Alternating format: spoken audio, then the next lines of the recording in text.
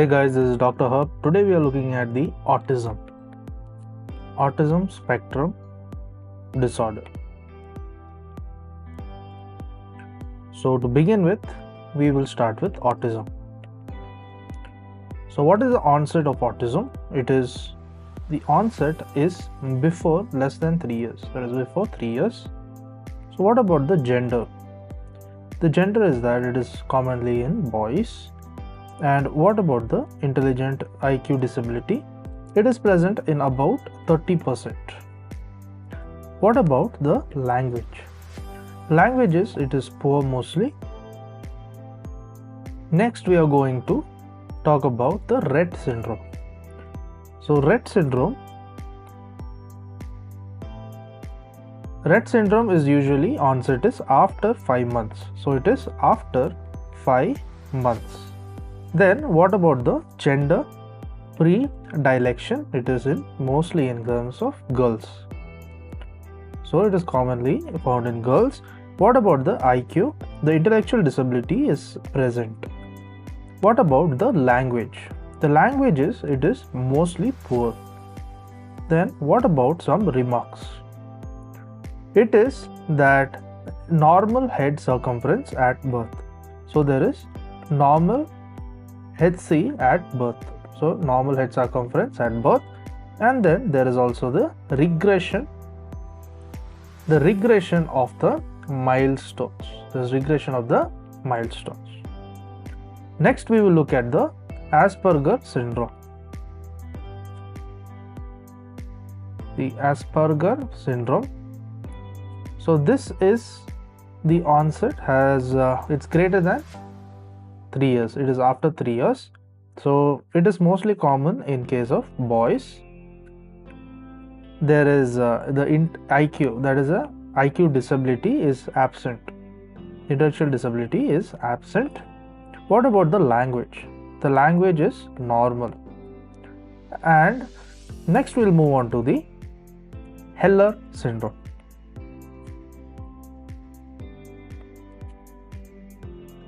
So Heller syndrome is after 2 years. So it is greater than 2 years. So it is mainly found in terms of the boys. Next is the intellectual disability. It is present. And what about the language? The language is poor. Then other points to note is that there is a normal head circumference, there is normal HC, and this is present at birth. And there is a regression of the milestones. There's regression of the milestones. Now we'll be comparing the DSM-4 and the DSM-5 criteria. So there are some differences. So in DSM-4, there is an umbrella of the pervasive development disorder. So in short, it is known as a PDD. So PDD, it has components such as the autistic disorder. Then there is also the Asperger disorder. Then PDD not specified. PDD, which is not specified. Next there is Rett syndrome. So all this comes under the DSM-4. So then there is also the Rett syndrome, and later there is the childhood. There is a childhood disintegrative disorder. Disintegrative disorder.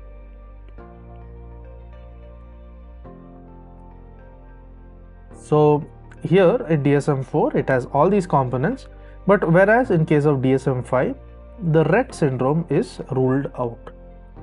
So DSM-5 has been removed from the DSM. The Rett syndrome is removed from the DSM-5 criteria, and it is found to have a clear genetic basis. Now we will focus on the DSM-4 criteria. So what is happening in the DSM-4 criteria? So in the DSM-4 criteria, a change in the classification is there is a pervasive developmental disorder. So what are the number of domains? The number of domains here, it is 3 domains.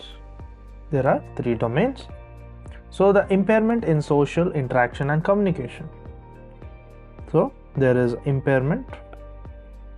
What is the level of impairment in the social interaction as well as the communication? So here there is a delay or total lack of development of the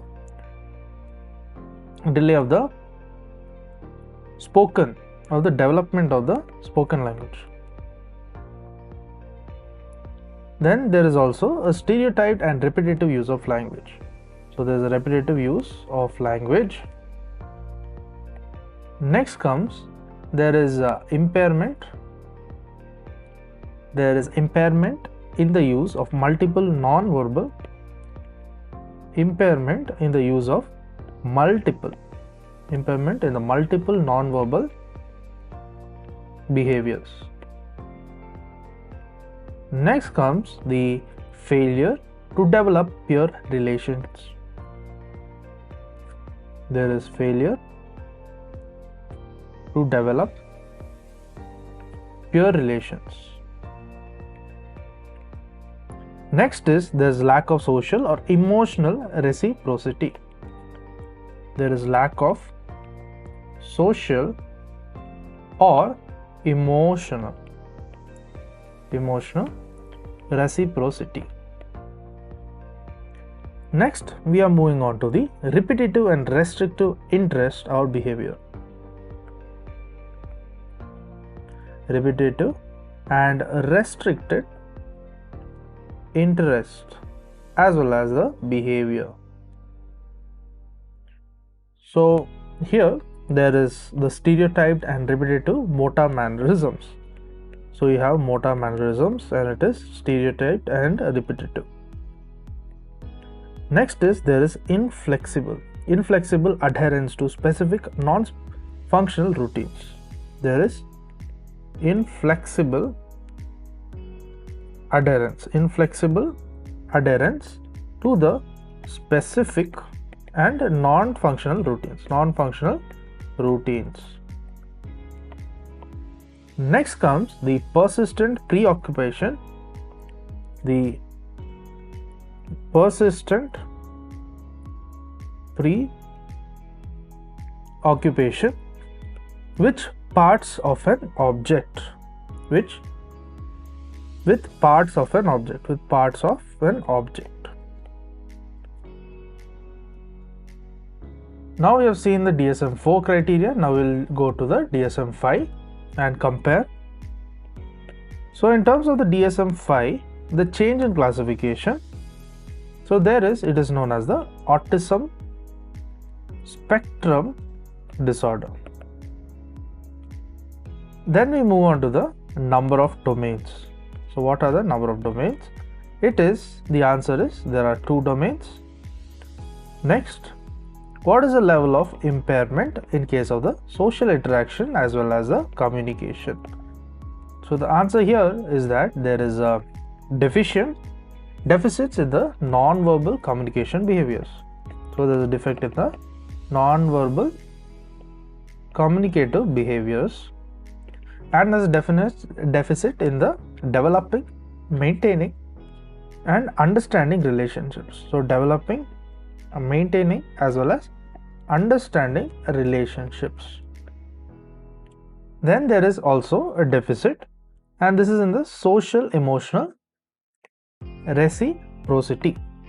So there is a deficit in the social emotional reciprocity. Next, we are looking at the repetitive. So in terms of repetitive and restrictive interest or the behaviors. So under this, there are some points, that is, it is a stereotyped or repetitive motor movements. There is stereotyped or repetitive motor movements, and there's insistence on sameness. This insistent on the sameness, inflexible, as well as there's adherence to the routines. There's adherence to the routine. Next comes there's high restrictive and fixative interest. There is highly restrictive as well as fixated interest. Then there is also the hyper and hypo. There is hyper or the hypo reactivity